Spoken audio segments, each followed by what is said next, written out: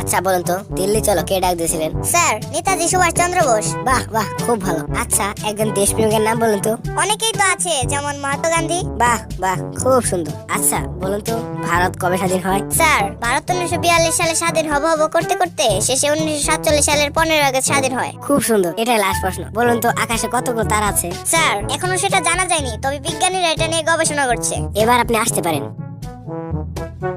ভাই আপনাকে কি কি প্রশ্ন করছে? প্রশ্নগুলো আমার তো মনে নেই, কিন্তু উত্তরগুলো হচ্ছে নেতাজি সুভাষচন্দ্র বোস। অনেকেই তো আছে, যেমন মহাত্মা গান্ধী। 1942 সালে হব হব করতে করতে শেষে 1947 সালের 15 আগস্ট। এখনো জানা যায়নি, তবে বিজ্ঞানীরা এটা নিয়ে গবেষণা করছে।